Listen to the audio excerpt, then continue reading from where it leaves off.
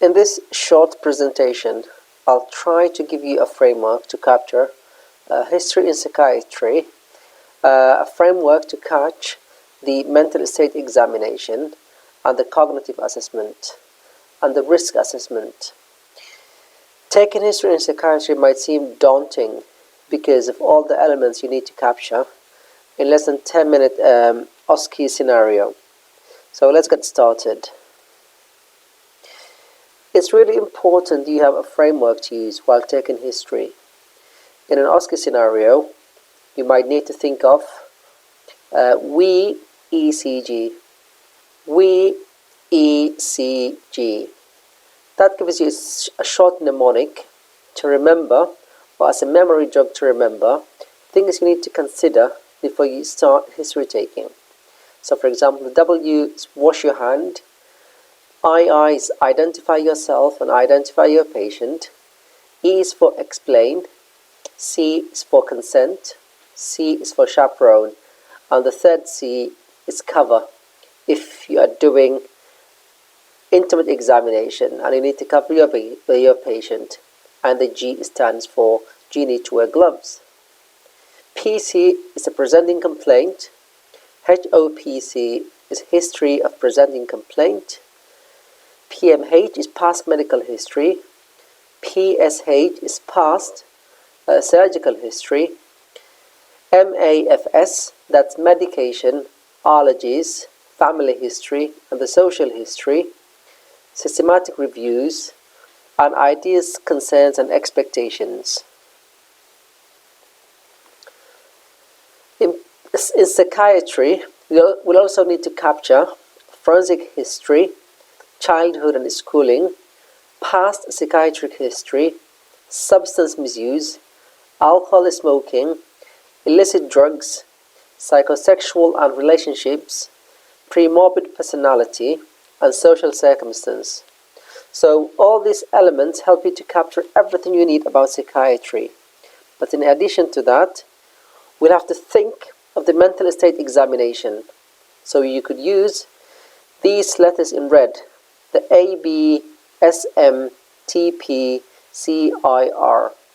So that's appearance, behavior, speech, mood, thought, perceptions, cognition, insight, and risk assessment. So these are all self-explanatory. A as for appearance, how your patient looks like, are they well dressed, are they unkempt? Behavior, how is their eye contact, are they restless, was their motor like? Speech, can you stop them? Are they speaking in monotone?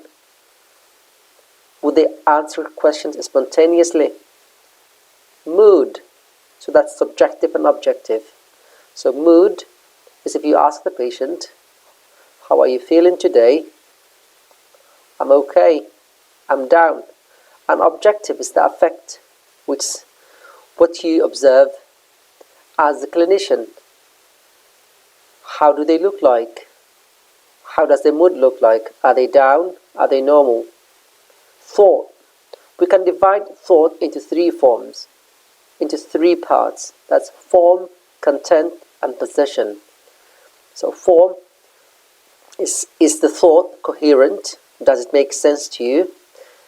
Does the patient take a very long time to get to the point? For example, if you ask, where do you live? Do they give you an answer as to where they live? Or it takes them a 2-minute or 5-minute to talk about irrelevant fact to get to the point? Content. What are the themes? Is it delusions, paranoid delusions, beliefs, contents, overvalued ideas? And possession, whether they believe their thought is controlled by an outside entity. Perceptions, think about sensory perceptions as your ear, your eyes, taste, smell. So that's whether they see or hear, which the observer cannot see. Cognition. An easiest way to remember cognition is if you use the MMSE or the MOCA, make sure your patient wears the hearing or visual aids, but then just use this short mnemonic. Then maladu, check the visuospatial or executive function. Can they name objects like camel or a lion? Memory, can they remember words like face, daisy, red? What's their attention like? Are they following your conversation? If you give them letters, can they tap? What's their language like? If you read them a sentence, can they read them back? Abstract. You could ask, what's the relationship between a banana and a strawberry? You could check the delayed recall. And finally, you should check the orientation. Where are we? What's the date? What's the date? What city are we in? What day is it? Insight. Insight asks whether the patient has any idea of his illness. So you could ask, and throughout the history taking and the mental state examination, you should come to understand if they have any insight or understanding of the illness. And finally, risk assessment. In psychiatry, it's really important. We talked briefly in an Osce scenario whether the patient is deliberately self-harming, whether they've tried or attempted suicide, are they self-neglecting, are they being exploited, what's the plan if the condition deteriorates? Are they aggressive? Have they used violence in the past? Have they used arson? Look at the paranoid delusions or persecutory delusions. Do they have children? Do we need to think of children? Property, where do they live? Have they tried to bend on a property? Have they tried to break windows? Are they driving? Are they safe to drive? Could they be a risk to other drivers?